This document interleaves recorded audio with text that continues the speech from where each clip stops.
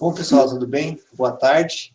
Então, a gente vai começar mais uma reunião aqui do grupo de fotônica e hoje teremos a apresentação do Orlando, que é aluno de mestrado sob a minha orientação. Orlando, por favor, pode começar. Obrigado, professor.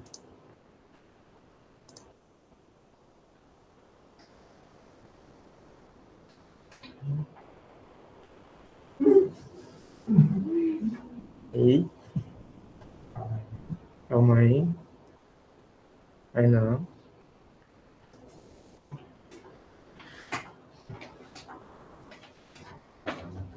Peraí que eu... você tá com... Não. Já deve estar comigo por estendido? Agora sim. Perfeito. Bom, pessoal, boa tarde a todo mundo. Eu sou Orlando, sou estudante do professor Clever, do mestrado, e eu vou falar um pouquinho do trabalho que eu estou desenvolvendo no meu mestrado, né? A apresentação tem como título Análise da resposta óptica não linear em derivados de amidaço piridina. É o conteúdo que eu preparei para a apresentação. Eu vou falar primeiro um pouquinho da motivação geral do trabalho, vou dar objetivos da pesquisa, vou falar depois dos materiais e métodos, onde vou tocar a molécula que eu estou estudando, que é a amidaço 4,5-B-piridina, vou falar um pouquinho da preparação das amostras e dar mais ou menos uma introdução teórico-experimental das propriedades fotofísicas que eu estou estudando. Depois disso, vou falar dos resultados que eu tive até agora e, por último, as conclusões. Bom, como motivação geral, a absorção multifotônica e as outras propriedades que têm a ver com algumas propriedades das moléculas, tipo suscetibilidade elétrica não linear, são aplicados, são um grande número de aplicações que têm a ver com essas propriedades do material. Então, por isso, dentro de todos os materiais que são estudados, tipo polímeros, vidros e demais, as moléculas orgânicas vêm sendo foco de estudo, devido a que elas apresentam propriedades ópticas que exibem uma alta facilidade na sua síntese e tem algumas outras propriedades eletroquímicas que colocam elas no foco do estudo, tipo a planicidade da molécula, tem uma alta conjugação eletrônica e tem algumas outras propriedades que facilitam a transferência de carga intramolecular, como a donação de eletrões e a transferência intramolecular de prótons no estado excitado, ou ECIP. Além disso, ela tem aplicações em um grande número de campos, como informação óptica, microscopia de fluorescência, sensores químicos,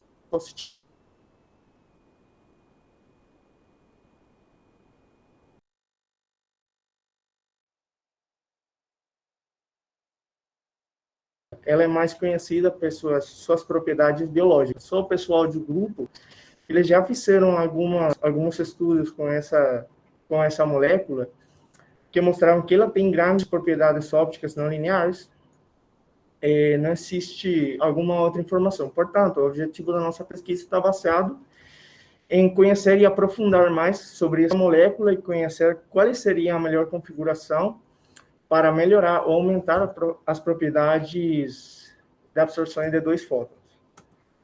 Agora, a imidazopiridina. A imidazopiridina, ela faz parte da família de compostos heterocíclicos nitrogenados, na qual tem 4 isômeros distinguíveis, que variam dependendo da posição dos nitrogênios, que é a imidazo 4,5-C-piridina, a imidazo 1,2-A-piridina, a imidazo 1,5-A-piridina, e a molécula que estou estudando, que é a imidazo 4,5-B-piridina. Essa molécula imidazo 4,5-B-piridina, ela é mais conhecida por ter uma alta atividade biológica. Ela é conhecida principalmente por ser inibidora da aurora quinase, que é um tipo de célula cancerosa, e ela também é aplicada em outro campo da biologia, como antibacterial, antitumor, antidepressivo e demais. Mas nas propriedades ópticas não tem um estudo muito profundo delas. Mesmo que ela apresente algumas propriedades que também são encontradas em outros materiais que apresentam boas propriedades não lineares, tipo uma estrutura planar, uma alta conjugação eletrônica, tem uma facilidade na síntese dela e é possível ocupar múltiplos grupos substituintes. Ela é uma molécula nitrogenada, portanto, tem uma afinidade com moléculas de DNA e RNA. E todas essas propriedades que eu falei brindam para ela uma certa facilidade nos processos de transferência de carga.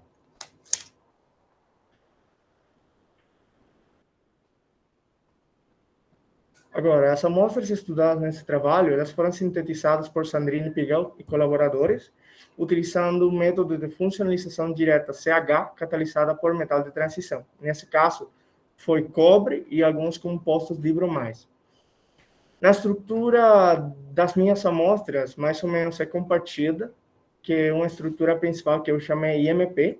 Ela essa figura daqui, ela consiste em um core de imidazopiridina, que tem ligado um grupo metoxetoximetil, MEM, na posição do carbono C3, que age como um grupo protetor, e um grupo fenil na posição do carbono C2, que está ligado a um ponte pi, de uma tripla ligação, e que, além disso, tem outro grupo substituinte ligado ao grupo fenil.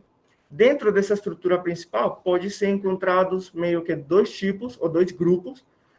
Uma tem um grupo bromo ligado diretamente ao anel de imidazopiridina, e muda o grupo substituinte que está ligado ao grupo fenil, e o outro é um grupo mais livre, onde tem um grupo substituinte R1, que está ligado ao núcleo da imidazopiridina, o grupo R2, que está ligado à tripla ligação.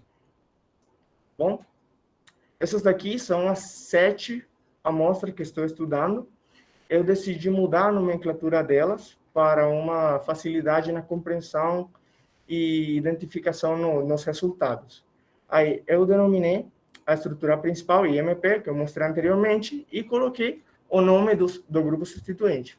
Por exemplo, essa daqui é IMP bromo, tem aqui bromofenil, bromofluor, bromo CF3, grupo metoxi, bromometoxi e bromoclorometoxi.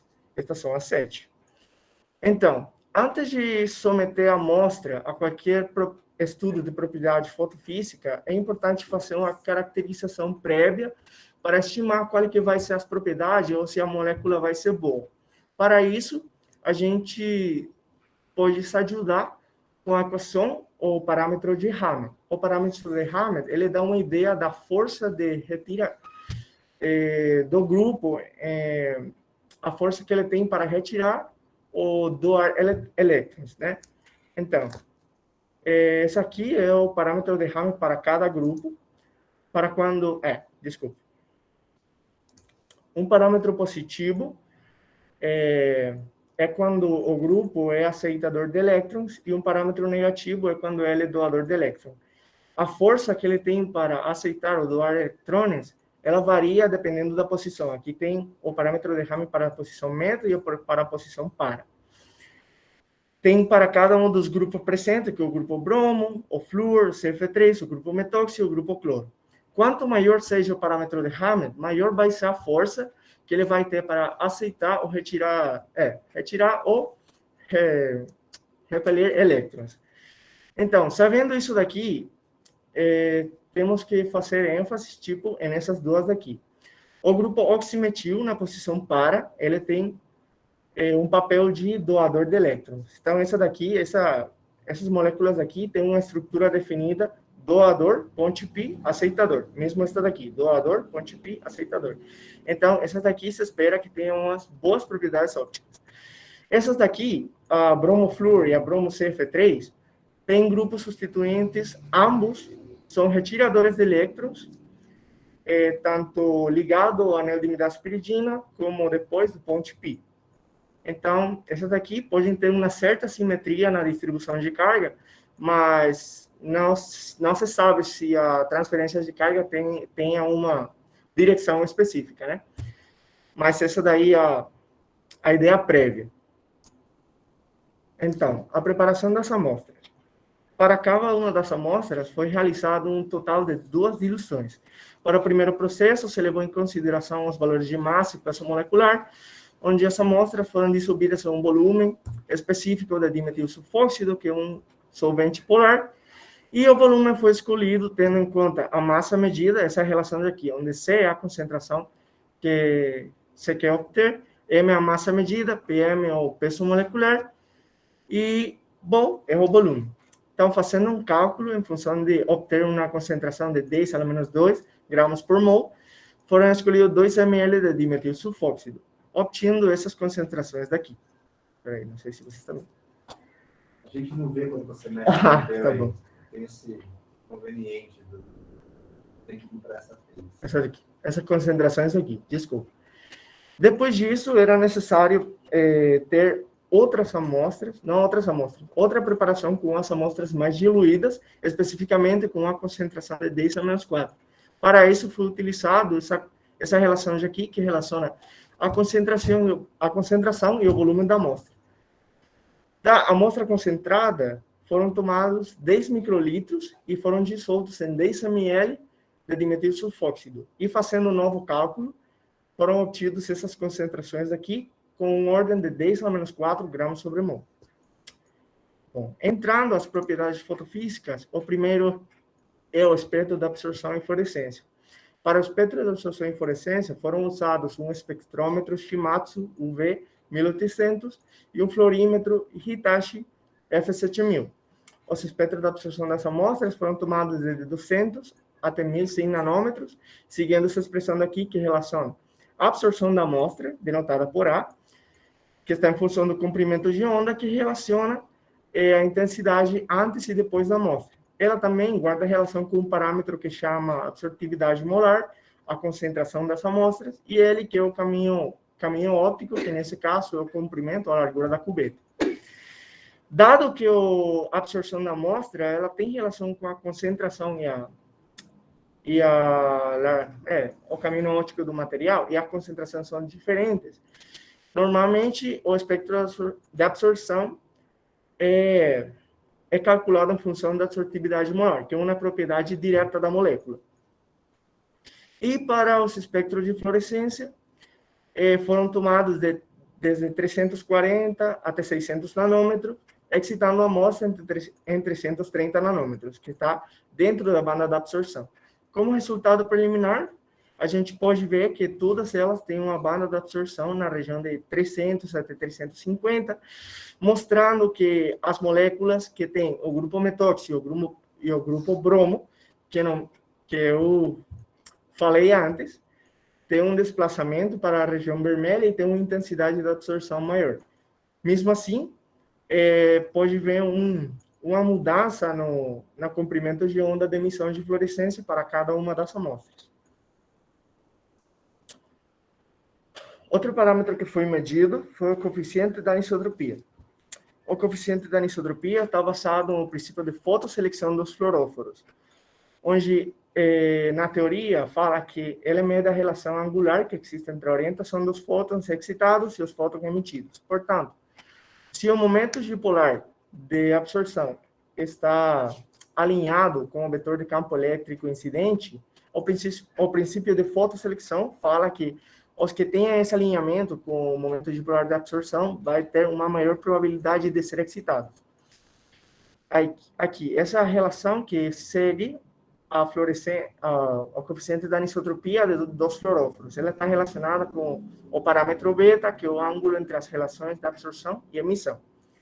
Mas, para a medida do coeficiente da anisotropia, é usado um formato L, que é esse que se representa nessa figura da direita, onde são usadas dois polarizadores que definem a polarização da emissão e a polarização da excitação e a polarização da emissão, que tem a molécula medindo a relação entre o momento dipolar de absorção e o momento dipolar de emissão. Seguindo essa equação daqui, onde IVV, IVH, IHV e IHH são as relações de intensidades entre a emissão e a excitação. Por exemplo, IVV define a intensidade quando a excitação é vertical e a emissão é vertical. E tem a ver também com esse parâmetro G, que é um fator de sensibilidade da detecção do equipamento. Dado que a maioria dos equipamentos tem um monocromador que já tem uma polarização estabelecida. Para o coeficiente da anisotropia, foi tomado o espectro em uma região de comprimento de onda específico, dentro da banda de absorção das moléculas, para ver como é o comportamento do coeficiente da anisotropia em função do comprimento de onda. Cabe aclarar que o coeficiente da anisotropia é independente do comprimento de onda. Se apresentasse uma mudança no coeficiente da anisotropia dentro da banda da absorção. Isso quer dizer que temos... perdi a palavra. Temos a contribuição de algum outro estado eletrônico. Bom, outro parâmetro medido foi o tempo de vida de fluorescência, que está definido como a soma da taxa de decaimento radioativo e não radioativo.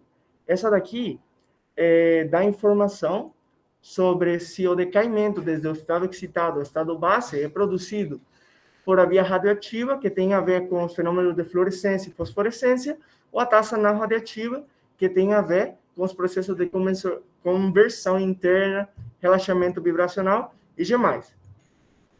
Essa daqui é o equipamento experimental que é usado, que corresponde à técnica de fluorescência resolvida no tempo, onde é usado um laser faros, que é um laser de uma taxa de... uma duração de pulso de femtosegundos, que tem um regime variável, que é controlado por um programa de LabVIEW, que permite controlar os parâmetros de saída do laser.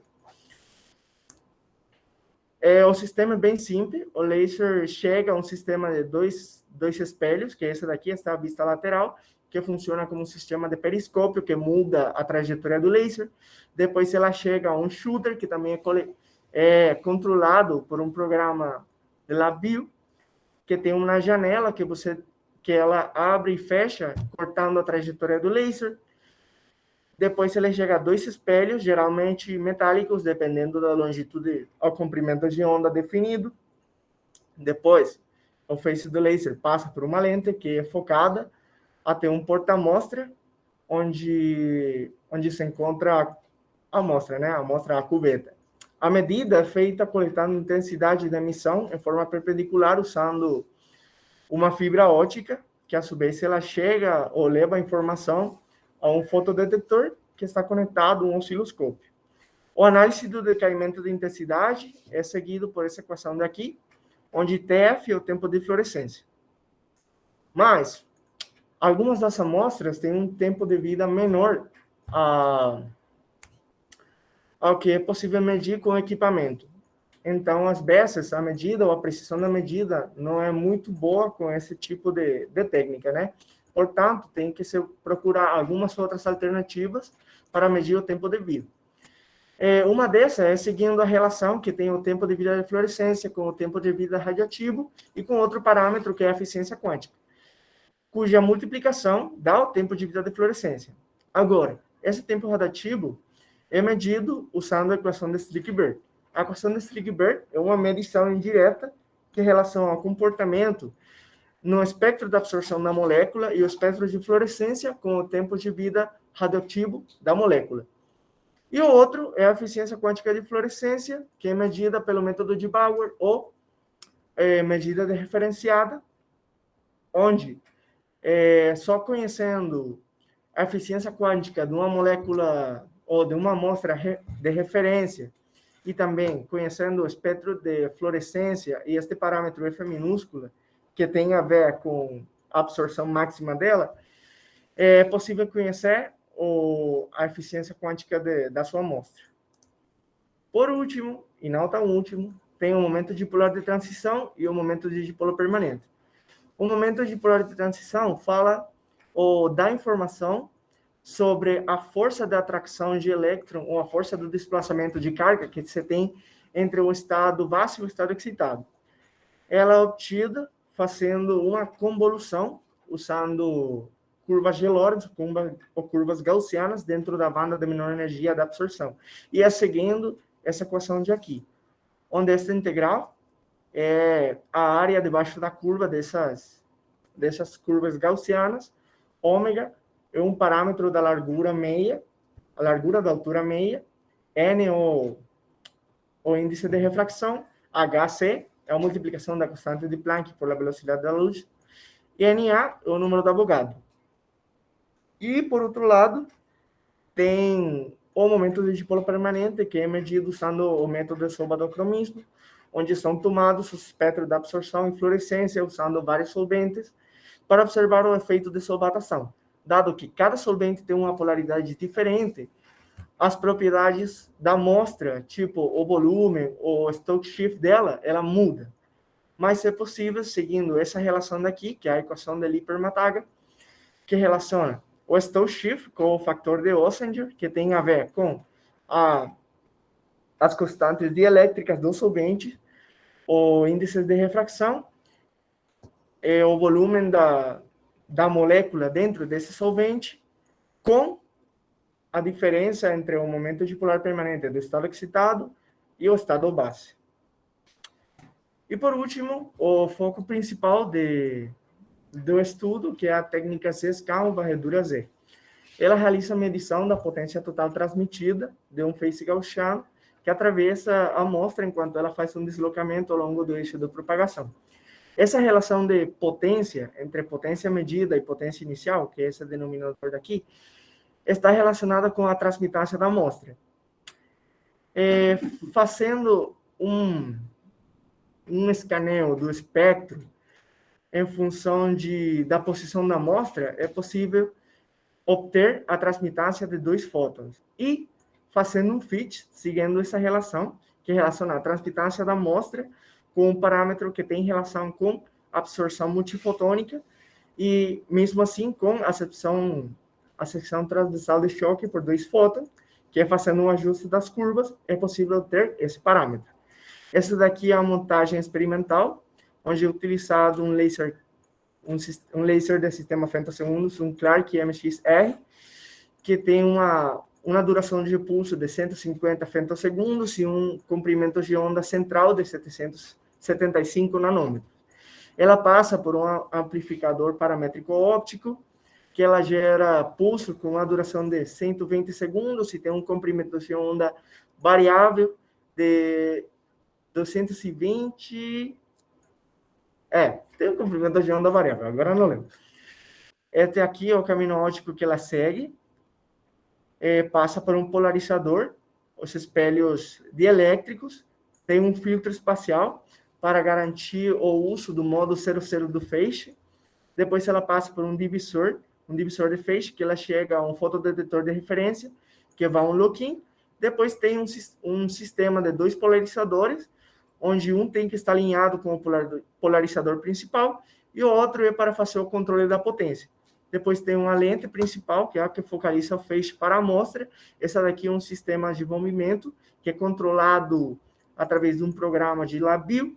E depois temos o sistema de recolhecção, que é um espelho elétrico, tem uma lente e um fotodetector, que também vai conectado a um lock-in. Bem, essas daí são as técnicas, e agora vou apresentar os resultados obtidos até agora. Nesse slide aqui, eu mostro todos os espectros de absorção, o espectro de fluorescência, e, além disso, o espectro de coeficiente de anisotropia para cada amostra. Aí, tem a absortividade molar, que está na ordem de potência 4, que é litro sobre mol centímetro, tem cada uma o valor. Vemos também que cada uma tem uma banda de absorção na região UV-Vis, perto de 300 a 360, onde elas mostram um pico máximo de absorção de 330 até 340, dependendo da amostra. Também tem um pico de fluorescência entre 370 e 410 nanômetros, mostrando um Stokes shift que varia entre 40 e 70 nanômetros. Ressaltando, de novo, que as amostras que eu falei ao princípio, a que tem um grupo metoxi e a que tem a estrutura definida, donador pi aceitador, tem um Stokes shift maior.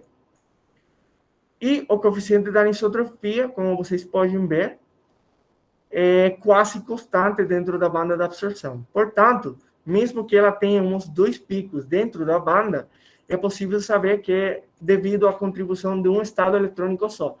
E esses picos daí é ligado ou é relacionado a contribuições de estados vibracionais.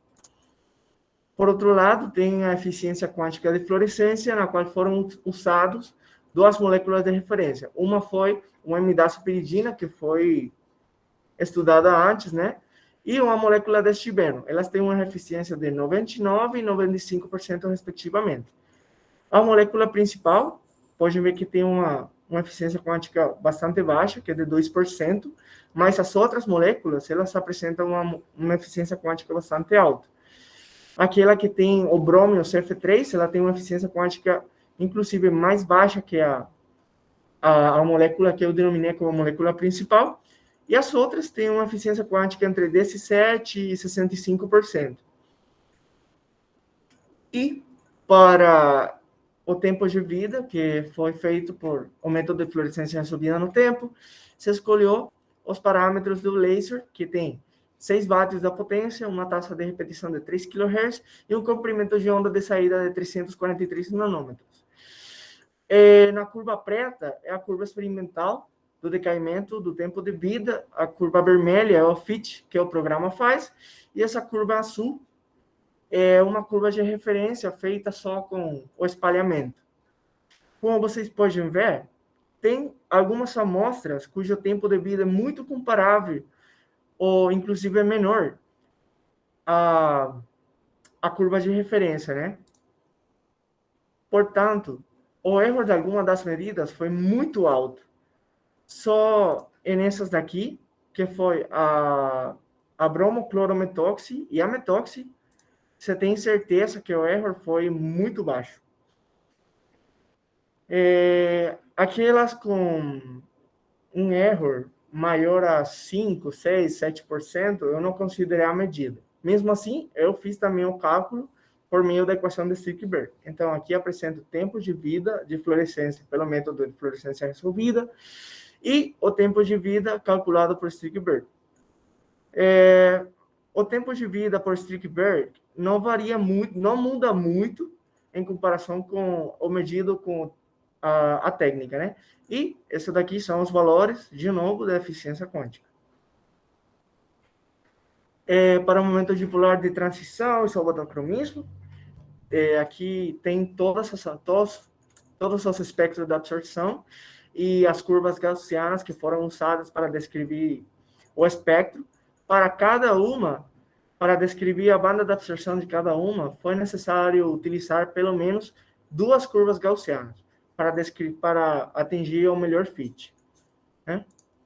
E nas curvas de solvatocromismo, foram utilizados 5 solventes, que foi o DMCO, solvente principal, etanol, metanol, cloroformo e diclorometano, o DSM. E aqui vocês podem ver os espectros de absorção e fluorescência para cada uma. Para cada uma foi calculado o Stokes-Shift e o fator Dossanger para cada solvente e foi plotado a relação do Stokes-Shift e o fator Dossanger. Como vocês podem ver, para a amostra que tem bromo e flúor e a amostra que tem bromo e CF3, esse processo de solvatação foi 0 ou muito perto do 0. Portanto, é considerável que o momento de dipolo permanente para essas moléculas é muito perto de 0 ou 0. O volume das amostras foi calculado por essa relação de aqui, 4π sobre 3, que tem relação com a cubo, que é o parâmetro que está na equação de Lippert-Mataga, e ela tem relação com o tempo de vida de fluorescência, a constante de Boltzmann, a temperatura, o coeficiente da viscosidade do solvente e o coeficiente da anisotropia.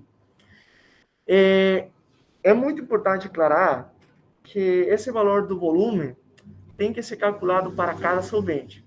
Só que o tempo de vida de fluorescência e o coeficiente da anisotropia, no meu trabalho, foi calculado só no DMCO. Portanto, essa medida vai ter um erro muito alto. Esse valor tem que ser calculado, teoricamente, seja por química quântica ou outros processos, né? Então, aqui, nessa tabela, eu mostro os resultados principais. O momento dipolar o momento dipolo de transição, que tem valores entre 6 e 8, os quais são valores muito altos, portanto, a transferência de carga entre o estado base e o estado excitado é bastante alta. Tem o coeficiente A, que é calculado em angstroms para cada amostra, mas você pode ver que tem, por exemplo, um valor de 1442, o qual não é um valor considerável. Mesmo assim, eu fiz o cálculo para todas as amostras tendo em conta que é melhor, que é preciso ter uns valores com mais precisão do tempo de vida, mesmo assim do coeficiente da anisotropia. Mesmo assim, eu fiz o cálculo tanto para o tempo de vida calculado pela técnica e o tempo de vida por equação de Strickberg. Aí, se vocês podem ver, tem valores do momento de dipolo permanente entre 12, 9 e até perto do 13, que são valores muito altos também. E, por último, tem o espectro de absorção de 2 fótons para cada amostra. Nesse quadro aqui, eu apresento 5 amostras só, porque 2 delas elas estão decantando, então tem resíduos sólidos que as peças ficam espalhando com o laser e não permitem fazer o espectro de 2 fótons.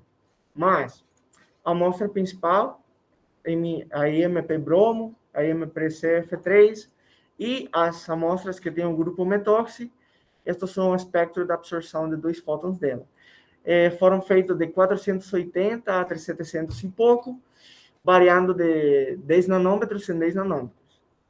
Aqui, vocês podem observar que para as primeiras 2 amostras, a IMP bromo e a IMP bromo CF3, você tem um pico de absorção em 520 nanômetros, com uma secção de choque entre 96 e 110 nanômetros.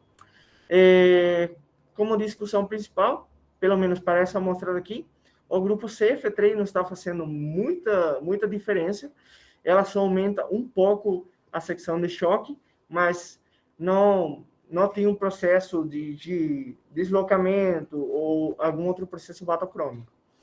Para as amostras que apresentam o grupo metoxi, pode ver um aumento na secção de choque e um segundo pico que é possível observar dentro da mesma banda, né? Então, isso daqui, tenho que aclarar que essa é a primeira medição experimental. Normalmente a gente faz ou aplica o modelo de suma de estados para conferir e saber mais ou menos qual é o ajuste teórico desse espectro de 2 fótons, mas é possível observar 2 picos para cada uma das amostras que tem o grupo metoxi.